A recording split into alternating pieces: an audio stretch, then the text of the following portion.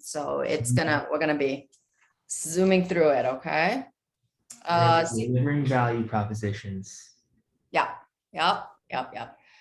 So, the secret to a successful real estate agent, there's no secret leaves clues. So how we know exactly what successful agents do every day. This is going to be one of those when you're going in to consult with a buyer, when you're going in to consult with a seller regarding a listing presentation. These are the topics of conversation that you're going to have. One of the big things of values or proposition is this. For me as an agent, I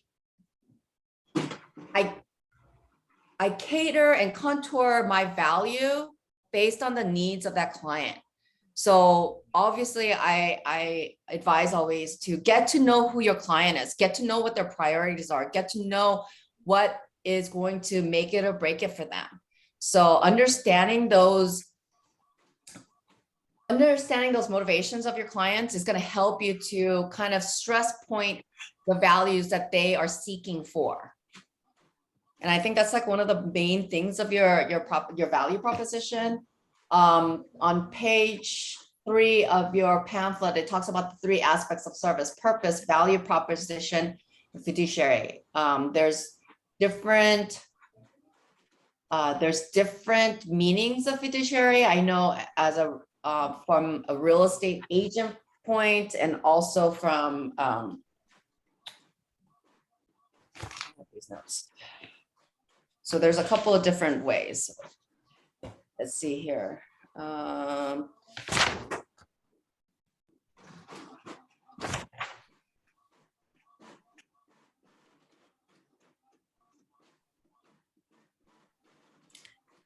So it tells you your personal value proposition. It should be a daily habit of building your database, script practice, and lead generation. In our industry, we talk about one of the most key important things of this industry, and that is lead generation, lead generation, lead generation. They always say that. As important as to clients of location, for us as agents is lead generation, okay? And when you're doing that lead generation, you're also providing your value to why these people need to come talk to you, why they need to obtain your services, right? A value proposition is a simple and precise description of the benefits the customer will get from working with you. For instance, if you're working with first-time buyers, giving them the understanding that you understand the protocol of a first-time buyer process, the hesitation, the anxieties, all that stuff, and helping them to understand as well that, so you have to, again, like I said, understanding what your client needs, what they bring, what their importance are, is going to help you to elevate the values that they are seeking more precisely, okay? The 3 aspects. Okay, reflect your value. We can go over this stuff. Okay, I mean, let me just get a little brief background on you guys. Linda. Yes. How long have you been in this industry? 35 years. Oh, okay. Well, shouldn't you be teaching this class? I don't know what I'm doing here. I don't know what maybe I can assist. Okay. So Brandon, what about you? I just got started this year. I got my license in around May or June, and then I joined with Keller Larchmont in the beginning of August. So I just got started. I'm getting everything. I finished up all like the kind of administrative stuff, NAR, CAR, all that stuff. So now I'm really working on the next steps, kind of getting my materials ready to dive into the most important thing, which is lead generation, just trying to find that first buyer to work with. Figuring out if I want to do Facebook ads, obviously working your sphere of influence. But yeah, so I just got started this year. I'm really excited. I'm originally from New York. I come from a marketing and advertising background. So I'm going to try to leverage that in my proposition. I'm also was in the market looking for a house or a condo for myself. So working with the first time buyer seems like a good value proposition as well. So yeah, kind of planning everything out. Really excited to be at KW Larchmont, meeting everyone. Everyone's so nice, open to answering questions. And yeah, I'm excited. I've been, and the other thing is I'm originally from New York, but like my dad lived in California for 8 years. So I've always been out here for like 8 years. So I'm familiar with a lot of different areas, LA, San Francisco. So Good. Well, there's certain value in that. Safwan, is that how we pronounce your name? Saf- Yes, it's tough one. Sorry, I'm driving. That's why I put it on mute. Yeah. It's okay. It's okay, Safwan. How long have you Yes. been in the industry? Well, 35 days, not 35 years. Well, 35 days. congratulations. Congratulations. Thank you. Well, Thank you. Yes, I'm just. uh-huh. Yeah, I mean, I just started the training, and like just looking for some leads, but you need some training, so it's gonna take me maybe 2 or 3 months to get the Yeah. ball rolling. Yeah. Yes, it is definitely known that passing your state exam is the ability to regurgitate information and to obtain information. You learn real estate when you actually get into the industry. It's kind of kooky, but unfortunately, that's the way that it works. I appreciate the background history behind everybody. Brendan, I think that you coming from marketing is a true value that you can bring as far as being able to market products that your clients are attempting to sell. You being you attempting to be a new homeowner yourself is also bringing value because you're going to understand the aspects of the anxieties of first-time buyers. The process of home ownership, the responsibilities, all of that stuff. I always feel that unless you're a homeowner yourself, it's really hard to be empathetic to what that client is going through, because sometimes it's said so lightly, but we are handling their biggest asset transaction of their lives.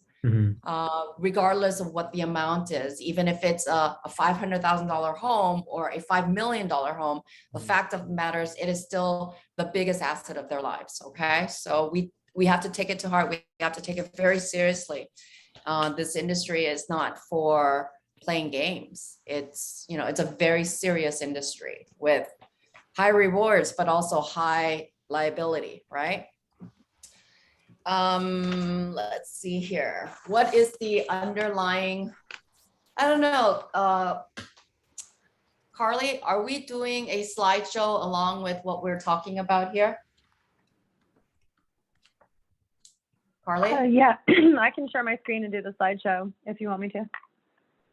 Okay, let's see here. Okay, yeah, just give me just a moment, I'll set it up.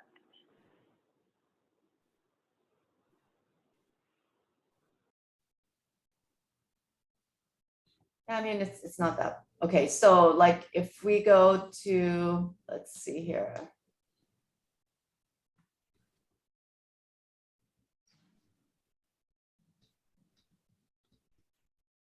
So we're going to talk about what is the underlying purpose of real estate, right?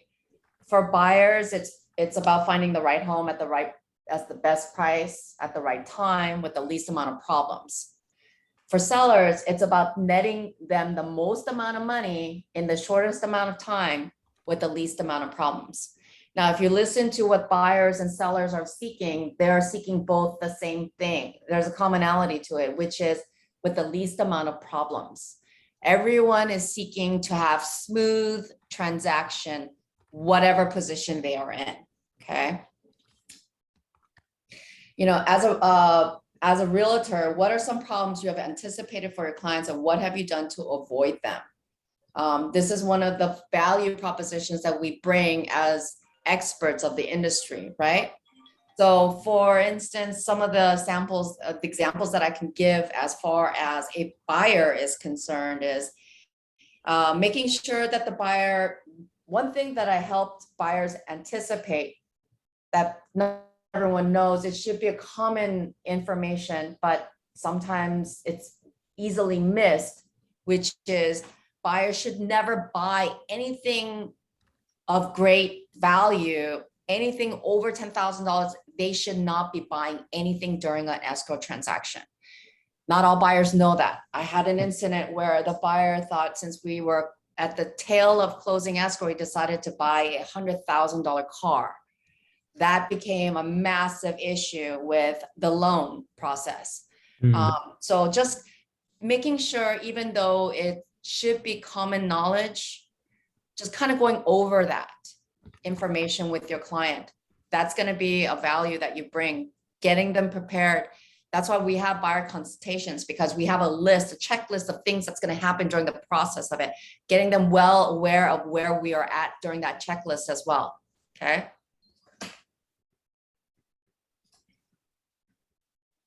For a seller, Do you use a buyer checklist in your presentation to show them what you're going to be?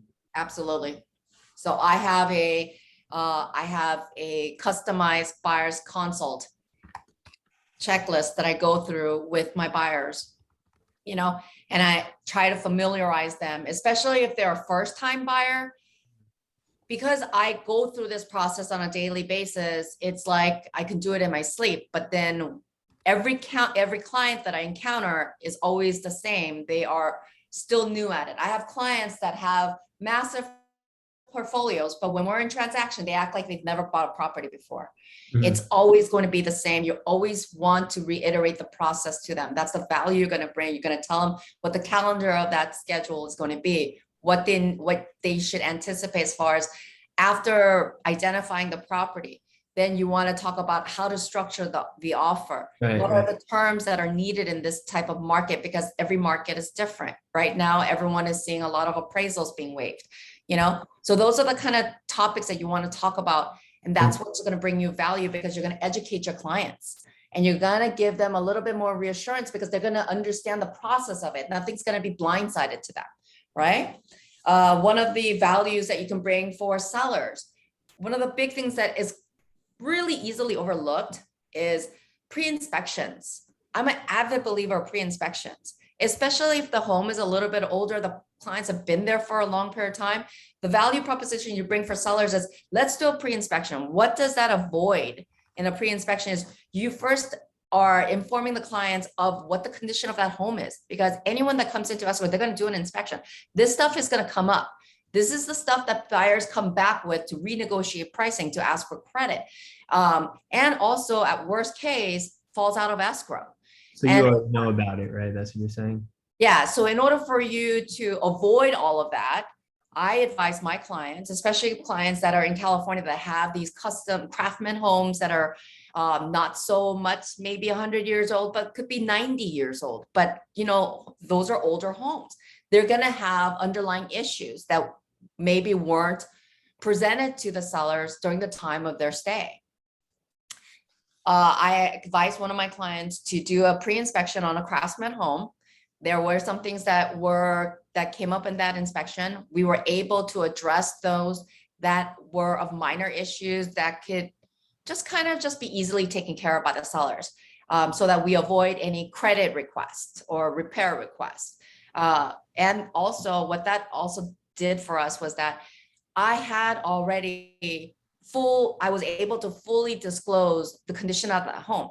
So we were able to vent out and avoid any cancellations of escrows, because clients that came into the buyer that we chose could not use that underlying issue to later come back to us for anything else, because it was already pre-disclosed. So those are the things that you could help with the sellers, and you bring to value. You tell them about the scenarios of doing that. That's going to help. The biggest thing is canceling an escrow, right? Because no one wants to do it twice. Everyone wants to do it the first time and get it right the first time around, right? Speaking of value propositions, let's define what that is exactly. Your value proposition distills your service offerings in a what is it? I think that's a typo. It benefits for your client. It states what you do for the client to earn your commission and help you explain complexity of what you do. Everyone thinks real estate, it's not a secret that some people think that agents are paid way too much for our work. Sometimes commissions can be a couple $100,000. And so it's a little painful sometimes for clients to see that type of commission payout. But you have to also, this is where you bring to light what they're getting for that commission payout, right? I always tell my buyers same thing. You're not paying for my commission. The seller is paying for my commission. It is not money that could be discounted from your purchase price. Sometimes they think, well, if I don't have an agent or if I go directly with the listing, that is not the case. Absolutely not. And if they were to go with a listing agent, whose interest would they primarily be looking after? They will be primarily looking after the listing agent. So you want to put into perspective that you are solely dedicated to that buyer's interest, right? Making sure, you know, and everyone's going to have a niche. That's the one thing about real estate. There's plenty for everyone. There's plenty of business for everyone. And if you guys are starting off, or even if you've been in the industry for 35 years, it's good to have some sort of a niche that you want to kind of focus on. If you want to do strictly SFR residential sales, that's great. What type of residential sales do you want to get into? Because even if you said you were doing residential sales, there's different avenues. Are you going to do new development residential sales? Are you just specifically doing resales? Are you doing condos? Are you doing SFRs? You know, are you doing like land acquisitions? You know, so just there's such a variety of specialties that you can focus on, and the more educated you are on a specialty, the more value you bring that type of client. For me, I had the fortunate blessing of dealing with new development about like 5-6 years ago, and I've just been continuously kind of specializing in that. So yeah. I do like new development that is from land acquisition to actual finished product and then selling it, or I do just the sales portion of it. One of my biggest projects was 74 units of condominiums that I had to do. And because of that, that helped me to understand the protocol of new development. It's totally different from just a regular resale. There's different documents, there's different procedures, there's different liabilities, there's different contingency periods. Everything is, you know, and they have their own custom contracts. CAR is never a participant of that transaction. So you have to familiarize yourself with that. So the proposition that I bring for clients is I'm a new development specialist. So I know how to sell and buy new development, which is something that we're encountering a lot, especially with small lots, you know, new development townhomes, you know, even new development homes, which I sell. Not everyone knows that you have a fit and finish developer's warranty for the first year. Does that mean that you shouldn't get a warranty outside of escrow? You should still get warranty. You should still ask for that warranty. Stuff like that. What can you ask for in negotiations and price other than, you know, what can you ask for in negotiation? Because you can't really negotiate price on new development. It's a set price, like the price on a sticker of a car, of new cars, right? So stuff like that. So I would kind of maybe think about like what areas that you may want to specialize in. That's going to help you to kind of be a specialty instead of just doing everything. And then eventually over time, you'll be able to do it all, you know. Christina, Yeah. I have a question. Do you have to have like a certification for a specialty to market yourself as a specialist in a certain area? Not everything, most things, no. But for instance, like dealing with senior citizens, yes, you do have to get certified. It does. There is accredited certification for that. Mm-hmm. But in most things, it just comes with your reputation and your experience encountering that type of transaction. Got it. Yeah, I know there's also more certifications than like people probably think. Like you can get like luxury investment, but like you could say that you could still market yourself as those without actually getting the certification, but probably doing the certification is going to be beneficial anyway to learn more about it. It's like having, that extra degree in your Mhm. pocket, Mhm. right? Then you can actually start really specializing in that market with networking and that type of market and stuff like that. It took me Yeah, and how do you know? If you, mhm. took me a long time to understand what I wanted to do. Mm. So it took the latter part of my career to actually know what I wanted to do.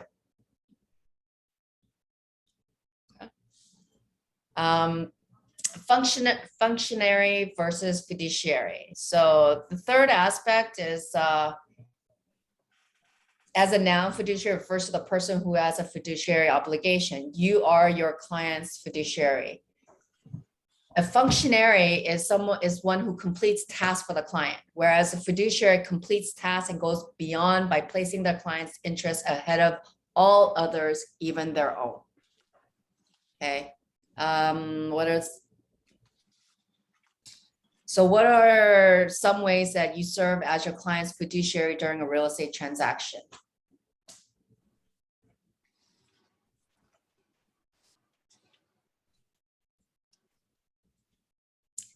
Any answers out there? Some things would be advising from the inspections, right? What type of inspection should you get? Not sometimes, like for instance, a condo, I don't go to the extent of getting a termite clearance. I don't go to the extent of getting a sewer inspection, but I will do a general inspection for that type. But if we're looking at an SFR, then, and let's say the house is older, then I would advise, let's get the general inspection, let's get the sewer inspection, let's get the termite inspection done. Sometimes you're gonna have to also advise if there's an active live chimney, let's get that chimney inspected as well. Those are the things that you wanna advise on. Sometimes you want to check and see, for instance, that there's some renovations that's been done. You want to check on ZMIS for permits on those repairs or remodels that have been done. Perfect example, my buyer specialist went into escrow. It was fantastic, but they did some digging. They started looking for some permits on some of the remodels that was stated, and there were no permits found. So these are the values that this buyer specialist brought to their client, because they went above and beyond the call of general due diligence to make sure that the client was absolutely protected. Okay. Another thing would be is understanding how to read a preliminary report. This is so important. I know it's a stack of paper we don't want to look at, but it is absolutely vital to understand how to read a preliminary report. I believe Grace is teaching that class on how to read a preliminary report. I advise everyone to learn how to read that. Another thing is doing comps. When you're showing a property and a client shows interest in that property, make sure you do comps, run some comps on it. I know that appraisals are not something that is coming into value continuously during this market, because the appraisals are just not catching up with the closings. As long as it's within reason, as long as you know that the home holds some integrity to the value of what they're in escrow for, you want to make sure in the buyer's perspective. Now, if you're on the listing side, another value you would bring is making sure that the buyers cross-qualify. Don't just believe on the pre-approval. If you're representing a seller and you've got multiple offers, make sure you cross-qualify those buyers so that you vetted out buyers that cannot make that stretch if there is a appraisal discrepancy. Those are the values that you're going to bring to the table.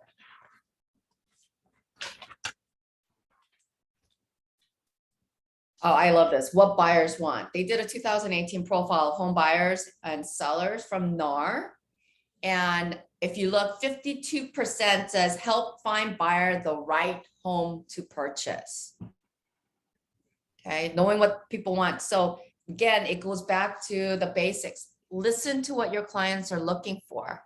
Understand what their importance is, understand their motivation for that move. Is it, for instance, school district? Is it an easier commute to work? Or is it that extra space of yard that they've been seeking for? So just, that's gonna help you to understand and help your buyers to find that right home, you know. And then the next one is help with price negotiations. That's gonna be a big thing for them. But the biggest thing is finding them the right home. What buyers value in an agent, and it's going to be the reputation of an agent. I can't stress enough how important our reputation in this industry is. That can make or break you in this industry, not just by the clients, but by your colleagues. So I always say it's always best to be proactive and to be to seek solutions to problems and not being the problem itself. Some people have this misconception that buyer side is versus seller side, and it's not that, because you guys, both buyers and sellers, have the same underlying goal, which is to have a successful close. So you're always working collaboratively together, to have that same end goal, being transparent, being honest. All of those things are going to hold value to your clients and to the colleagues that you work with in this industry.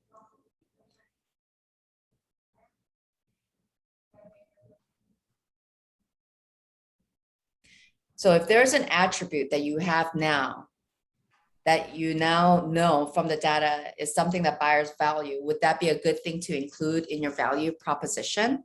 Mhm. Absolutely.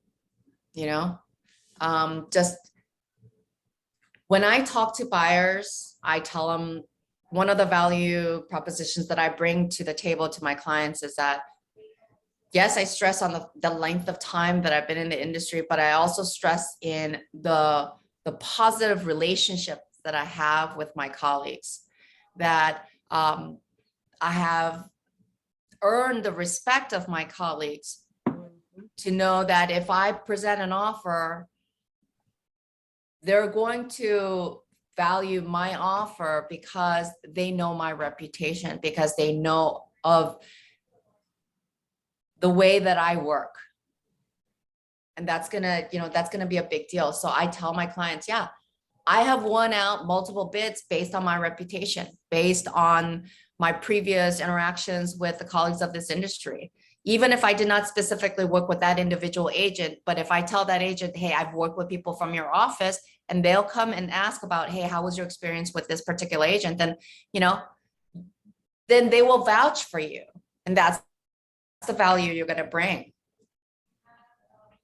Agents have to be honest and trustworthy. I couldn't express to you how this is not a commonality. And it's so unfortunate, but that's what's going to set apart. I have seen agents been in the industry for 40 plus years and have the worst reputation of being dishonest. Mhm. And that's going to be the number one deal breaker and deal killer for any clients. If they don't trust you on an integrity level, they're not going to work with you, and they're not going to disclose to you the most intimate, vital information of their real estate goals. Okay. What sellers want.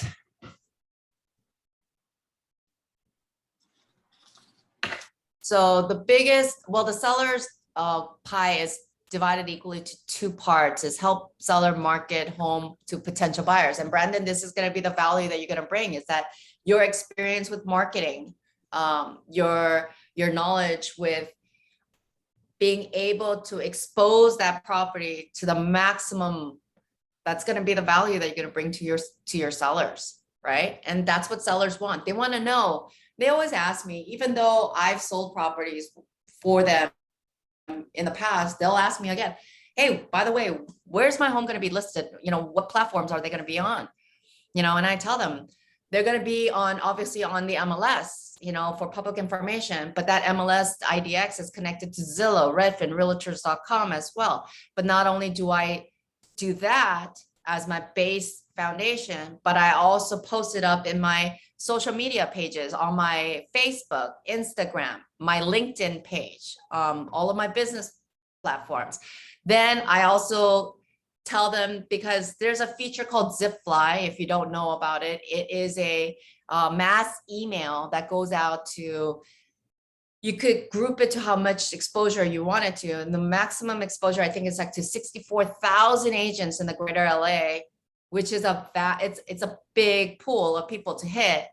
And it only costs maybe like $100 something. Tally that up into your marketing expense. And then, but also disclose to your clients, hey, this is how many agents are going to be knowing about your home by the time we go to market. That they're going to have this in their inbox with full disclosure of information of the pictures and the property information. If we're going to be hosting an open house, all of that stuff. So clients want to know about that. So touch on those things. So the value proposition you bring for buyers and sellers are obviously going to be a different category, but they all going to have the same underlying issue. The same aspect is they don't want any problems during transaction, and they want to make sure that they do it smoothly the first time around. With buyers, not, you don't always get that luxury, but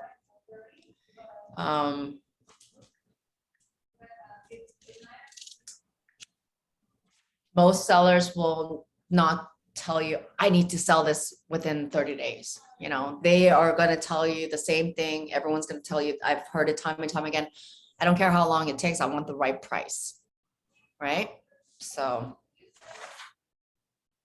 what do sellers value from their agent? And again, it comes down to the biggest pie, which is the reputation of an agent. That reputation does not mean that you have to be in the industry for 15 years. What that means is that your reputation as someone with integrity, someone that is going to be driven, someone that's extremely motivated. Those are the things that they're looking for. They're going to look for agents that are really displaying their priority of their client's interest. That's going to be their big thing. Sometimes the agent that has 50 clients is not the one that always wins. Sometimes clients, they want to feel like they're the only client that you're working with. And so to give them that intimate attention, they really seek that as well. Who are our competitors? Everyone knows that, Redfin, Zillow, now that they've launched this platform where they have their own in-house agents. Redfin is their value proposition is low commission, right? You're gonna cut the commission cost, especially if you buy and sell with Redfin. The value proposition for Zillows is FSBOs, for sale by owners. Some people think that they can eliminate an agent completely and just market it on Zillow, and they'll get the traction that other regular agent represented open houses will get. And that's certainly not the case.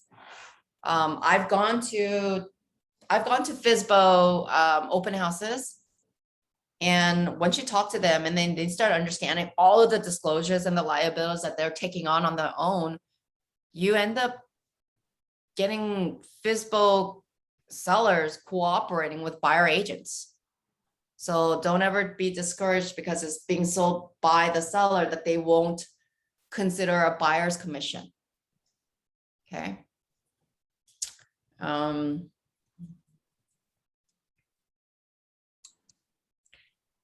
I know there used to be like agencies called Purple Brick and stuff like that. Obviously, they died out real fast, but you know, the big value is you're going to be dedicated, holding their hand through the process from A to Z. And I tell my clients, I end up becoming lifelong friends with my clients because we are extremely intimate during the transaction. And because it is such an honor to participate in such a big chapter of their lives, that I end up having a lifelong relationship with my clients. And they like that. They like the fact, clients appreciate that you're not a one deal and then you're out the door and never to be heard from again. Especially when you close escrow, clients get a little anxious, wondering if they're going to be abandoned by the agent once they got their commission. So reassuring them that you'll be helping them through that entire process, and even with the aftermath. I have a transaction right now that I closed in August that I'm still participating in to set up the house for them. And that's the value that I bring. I bring above and beyond customer service.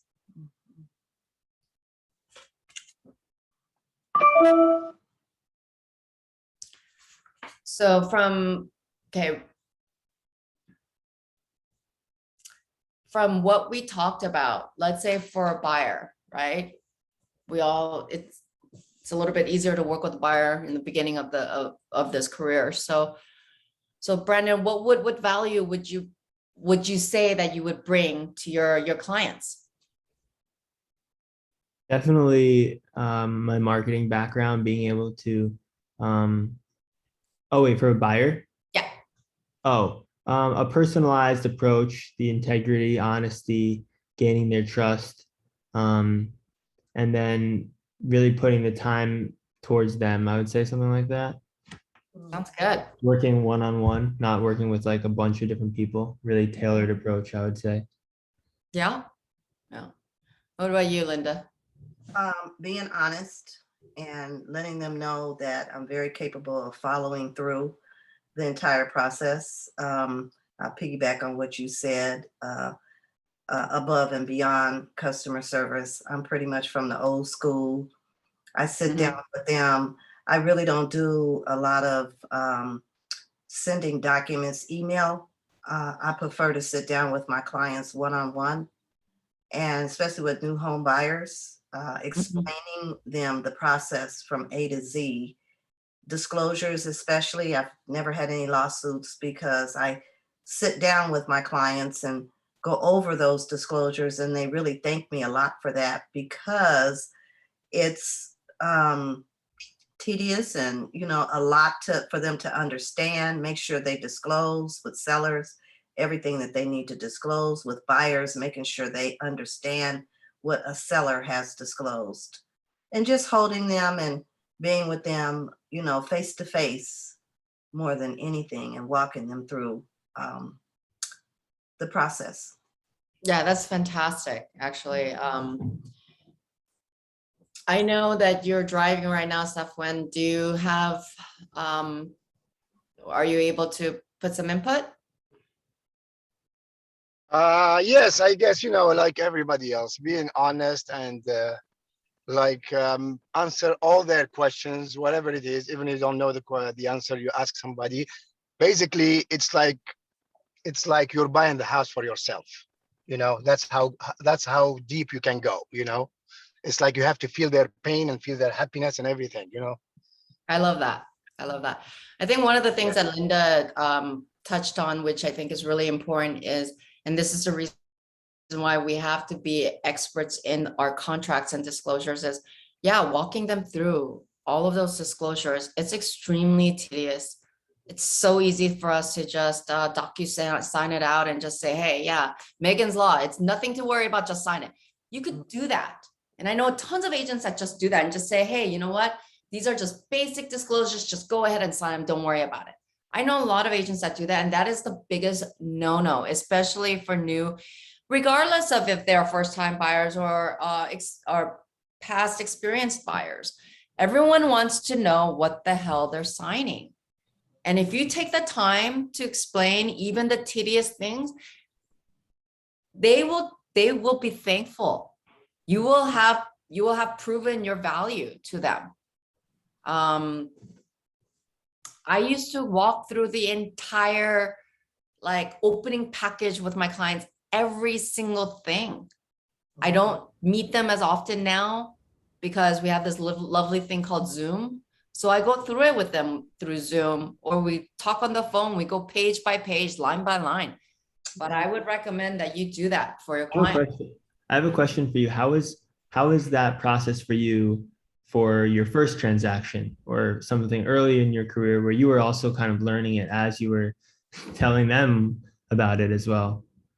So I was a information junkie. I went to every classes that was taught. I went to all of the networking events. One of the things that my previous broker had enforced in our office was that new agents had to mandatory have 3 transactions that they had to complete on their own before they can just ship all their transactions off to the transaction coordinator in-house off TC. So that was something that I valued because it forced me to read the entire contract from front to back. And when I started, Linda would know, back in the days, car forms were not available online. We had a book. That book had all of the disclosures that you needed for that transaction. And you had to go through it with carbon copies. There were carbon copies, people. I don't even know if you know what that is. It's like, you know, so you had to go through each one line by line. For me, that's how I learned, because my broker forced me to understand what I was signing myself. And after the 3rd time, you kind of understand what you're reading, and you're able to comfortably explain what all of these disclosures mean. You can't gain someone's trust if you don't trust yourself. So, right. So with the CAR zip forms, you can print them out. You just have to put an address. You can put whatever address you want. Print them out and just preview them yourself and read through them, so that when you do get with clients, you understand yourself and you're able to really explain what they are signing, because it's sometimes they will ask, and it's best for you to go line by line and, you know, help them to understand what they're signing. Because if a lawsuit came up, you don't want them to say, I didn't know what I was signing. Yeah. Or, you know, they didn't go over this document with me. Yeah. And the mediation committee will always side with the client, because A webinar right now with my we're bound to know this information, you know, because we are the licensed experts. So if a client says, I didn't get an explanation, my deal closed it's already the agent's fault. today, this morning. Gotcha. Got confirmation about an hour ago. That's why they have a contracts class. I recommend that you guys go through those contract classes, no matter how tedious they are. And if you have actually, Linda, can you mute yourself? Took everything over to her 2 days ago. Harley, can you mute her, please? So if you know, definitely go over the contracts class. As Linda said, you should print them out, read it, highlight the ones that you know that are things that are important that you want to express when you're going over those contracts with clients. Yeah, I mean, contracts are the bones of this whole industry. This is how it can save you and screw you. So learn it, breathe it. You know, you have to be able to reiterate it in your sleep.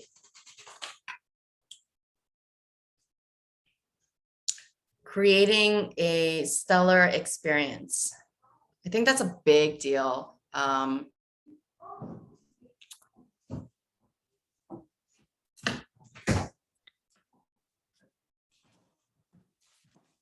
Okay, thank you. So, how you interact with your clients, how you inform your clients, how you keep them in the loop of the transaction, any updates, all that is part of the experience that you're providing for your clients. I like to make sure that obviously in the buyer consultation, you go through the checklist of things that you're going to do. Once you open escrow, then you reiterate that checklist and tell them, okay, guys, this is what we're going to do in the first week of our transaction. We're going to knock out the inspections. We're going to talk about, we're going to get all of your, we're going to make sure that the appraisal is issued by your lender. We're going to make sure that, you know, if it's a condo, that they have asked for the condo cert. Another thing would be is making sure that the 9A report has been ordered. That takes weeks from the city. So making sure all that checklist is done. Giving them full understanding of what each one, why it's needed, the importance of it, and what the value of those items are is also going to be something that you're going to educate your clients on. Trying to also get your clients to understand if there's any, let's say they want to do like some remodeling, you know, providing, letting them know that maybe they can bring their vendor in during that inspection period so that they can get some estimates and quotes right away. Making sure that they understand what the final walkthrough is going to be like. You know, what the process of loan signing is, because even though we are there from the very beginning to the very end, the one big portion of this transaction that we don't usually participate in is the loan signing process. They go and do this at escrow on their own. So make sure that you talk to them and ask them how they feel about it. Would they like you to attend?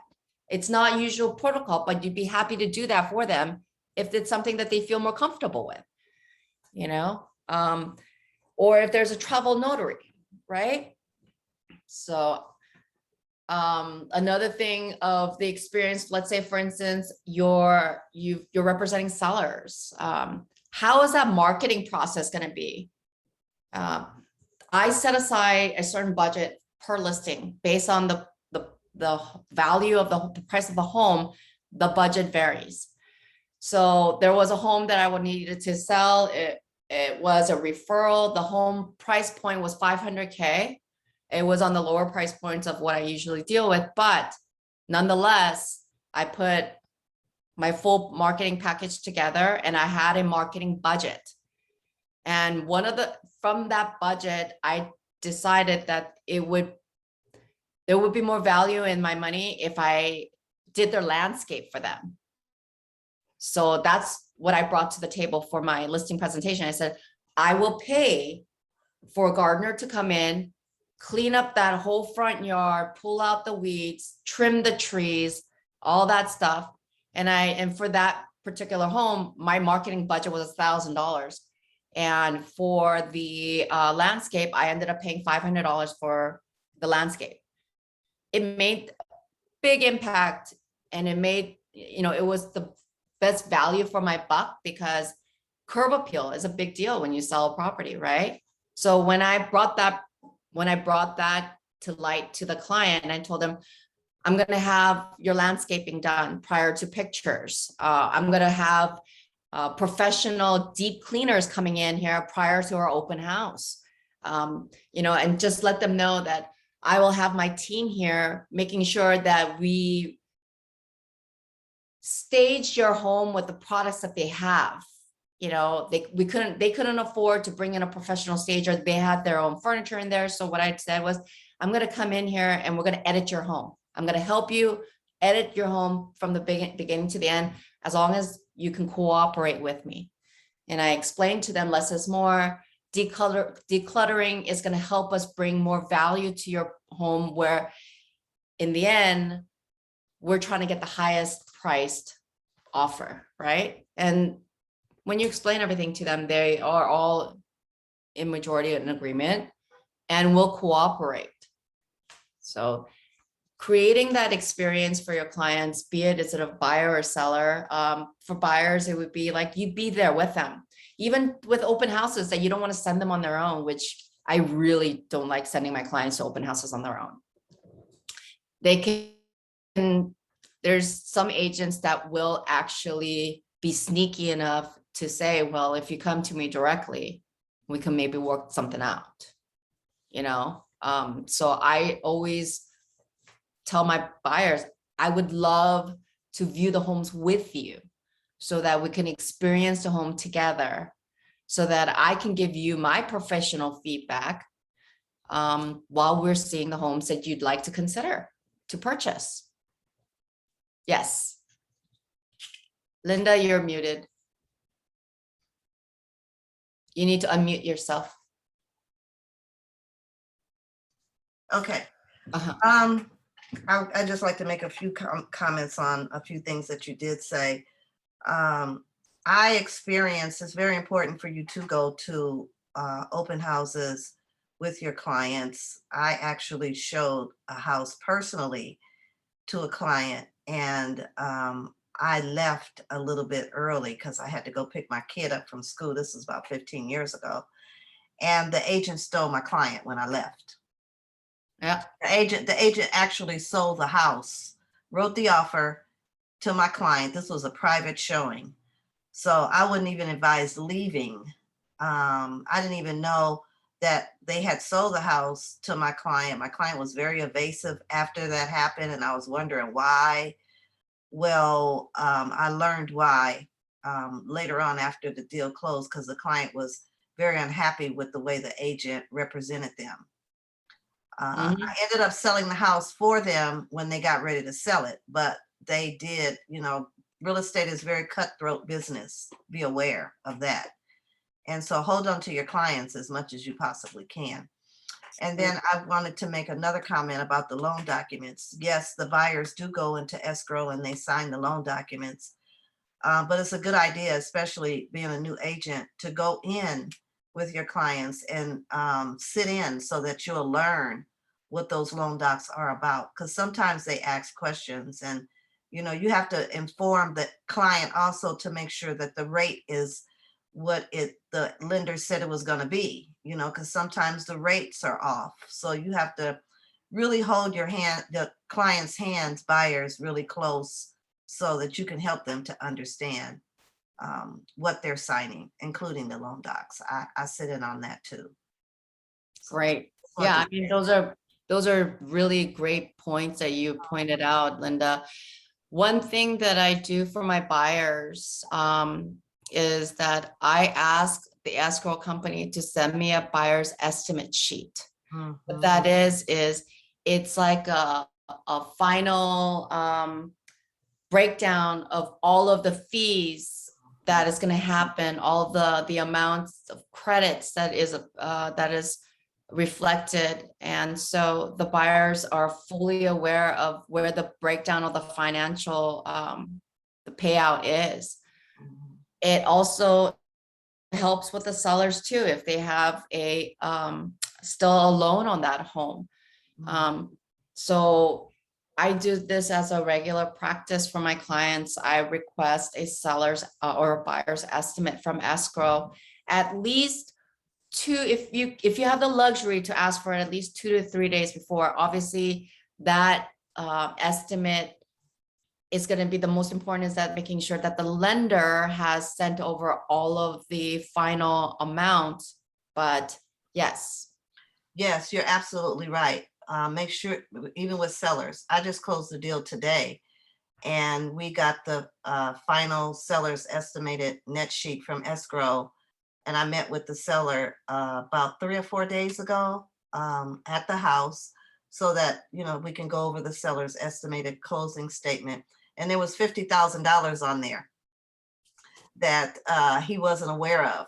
So we caught that. I called escrow immediately while I was there with the client, because my escrow officer works overtime. So I called her immediately, and then she was able to follow up with that the following day, contact title, and title was able to remove that $50,000 where he doesn't even know where it came from. Yeah. So yes, Christina, that is very important.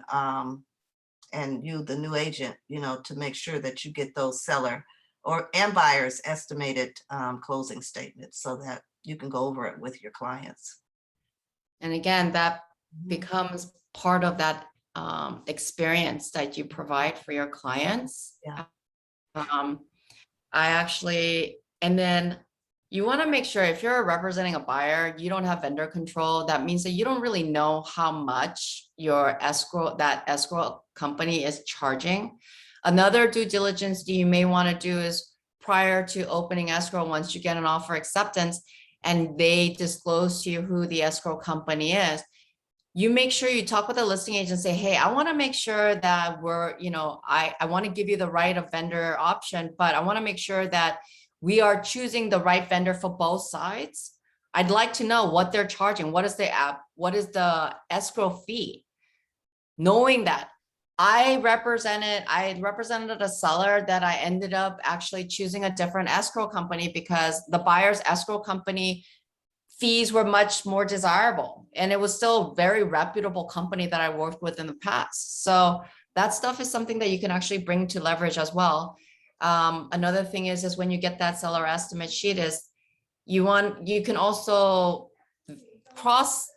what I do is this, if I'm dealing with an escrow company that I've never worked with before, and I get that buyer's estimate sheet, I send that over to my escrow company and they, as a courtesy, look over the fees and make sure that they're not junk fees, making sure that they're all reasonable pricings. They may vary from escrow office to escrow office, maybe by like $50 on like messenger fees or like their archiving fees or whatever. But I've had escrow and title companies that put some bogus junk charges on there that we would not immediately recognize.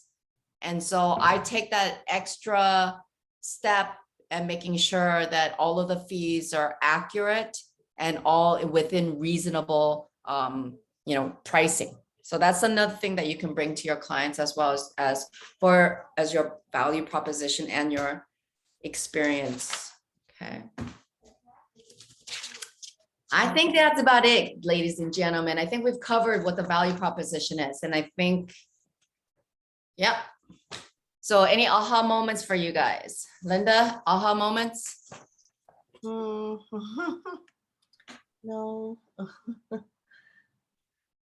Okay, Brandon, what about you? Any aha moments? I would say trying to just take in as much information as possible and getting out there. And like you said, it's like completing your license is one thing, but then actually learning when you're really out there networking, doing it, making transactions. So really just like you said, just being a knowledge junkie and information junkie and taking everything in. I would recommend doing a whole lot of networking. Mhm. Participate in, some of the networking Zoom calls, just getting familiar with who are the, who are the typical agents that you're running into, encountering with in the listing side, but shadowing. If you have the opportunity, seek out agents in the office that you want to shadow. Yeah. True. That's true. That's how you're going to learn, shadowing. Yeah. There's tons of agents in this office that don't have a team that would welcome an extra pair of hands during, open houses or like showings or whatever. It's just, yeah, you want to have that kind of type of positive relationship with the colleagues, especially some of the senior colleagues, the seasoned colleagues in this office, and everyone is really fantastic here. So, seek those opportunities, but no one's going to come to you. This is the one thing I hate is that people think, oh, well, no one has come to me and said, I can do this. No one's ever going to come to you and give you an opportunity. You have to go and seek it. So, and seeking that is also based on your participation in the office, your participation in the group, the 9 o'clock calls, the incentives that you make in order to educate yourself, to absorb the information. So, again, I have I've worked with a lot of mentees in the past, and they all say the same thing to me is reading it on paper and understanding, trying to learn something in a class is fantastic, but in real life scenario, it's never going to beat real life scenario. Mhm. And there's so many agents that do showings. I do showings on my weekends, every weekend, pretty much for the last 5 years, So I'm just telling you, there's going to be plenty of agents that do that, and just, rapport with an agent that you feel like connected to, and just say, hey, I would love to shadow you. I could even drive you. You need to bring some value proposition in that as well, and say, Right. hey, look, I'd love to do whatever it takes, for me to shadow you for one afternoon on your showings, and then just being background, but listening to conversations, understanding what the clients are asking. And it becomes a repetitive program after a while, and you'll see that. Christina, I'm Damasio Chavez. I want to kind of ask you just a couple of things. I took my notes. Mhm. Earlier, you mentioned that you have experience in multi-family sales. I'm a new agent, and I work in a different industry. Half and half with real estate because I'm learning it. I came across with a person. I think it's a developer. I'm not sure if it's a developer or engineer, but he Mhm. mentioned I mentioned that I was just in the beginning process of getting my real estate training, Sure. and he just briefly mentioned if I had any experience in multifamily units, Mhm. and he got me loose because it was just like the first week or so of my days in KW Keller. So Mhm. he said that he is. I'm not sure if he's already in it, but he's developing a 90 unit building. And we had a great conversation. Yeah, but your experience versus mine was obviously it's a big gap. But Yeah. although I got his business card and everything, and I get to see him every now and then where I work. But I like to follow up because you sounds like you're the perfect fit for this individual. Well, thank you. Yeah, thank you. I appreciate that. Yeah, I mean, so the biggest project that I did was a 74 unit project. I went in with a partner, and even though the invitation was extended to him initially, he brought me on board because I'm bilingual. I speak Korean and I speak English fluently. So that was the value that I brought to that table. There was a small lot project that I finished off, and the agent in the office asked me to come in with her in that listing presentation was because, again, I've done new development projects. It's new development sales. So Right. the script is a little different. It's still sales, but the script is a little different. And then it was in Hancock Park, which again, the leverage was I'm bilingual. If you speak fluently another language, or even if you have fluently speak another language, bring that to the table. If you're in the listing side, because it opens up an avenue of different pools of buyers or interest that you can also interact with. Bring that to the table, Adam, you can talk to me separately offline, Yes. and Yes. then we can discuss what opportunities there are.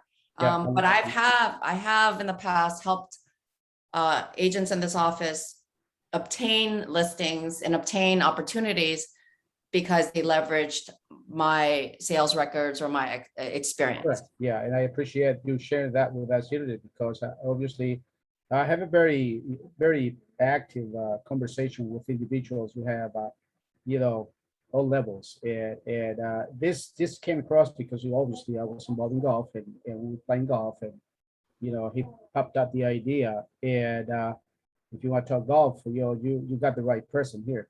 So Perfect. I believe me, I want to see this person. As a matter of fact, they invited me, a week ago, and it's going to be the same person in there. But I don't want I don't want him to waste too much time on me. Obviously, I have a little bit of experience, but I saw that a great opportunity for either for me to learn or for me to refer anybody from the company. Sure. And this is an individual that I think is highly involved with construction areas and buildings. That's one part. Maybe in the next team meeting that we might have a chance to talk, and if I have a chance to see the person, this reach him out. But I also want to send him an email on my end to see if he finds adequate for me to refer you, and then we can talk. And you never know. So Yeah. So before we get to that next step, Adam, why don't you get my phone number, give me a call, and then we'll talk, and then I can give you a little better assessment of where that developer is and if there's any value that I can bring to that. Okay. sure. On a closing note, I want to say this. I know that as new agents, the biggest hurdle is, where do I get my leads from? One of the things that I learned from Mike Ferry 20 years ago was, don't be a secret agent. I procured a client, a seller, while I was standing in line at Staples buying some paper. Everyone loves talking to real estate agents because they always ask the same question: how's the market? Everyone is curious, even if they're not buying or selling. Everyone is curious as to, from a professional perspective, how's the market? Obviously, you have to know what the market is like, what the trend is, and all of that stuff. And that's the education you have to be diligent about, making sure you're up to trend. But the best way to get people to know that you're a real estate agent is to ask them what they do first. Then 9 out of 10, they will reciprocate that question and say, oh yeah, I do this. What do you do?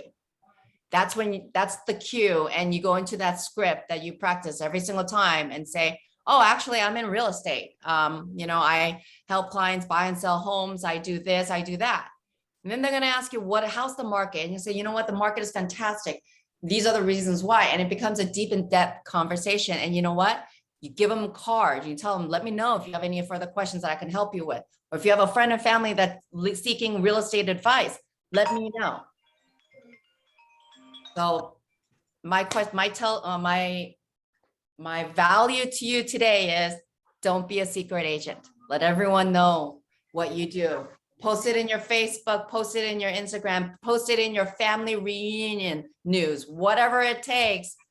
Because the most painful thing is to know that your cousin just bought a house 2 months ago. Okay? All right, people. Thank you so much for attending. It was a pleasure meeting all of you. Best of luck, Christina. Thank you. And, let me know if I said anything, okay? All right. That was a great All right. class. Okay, bye.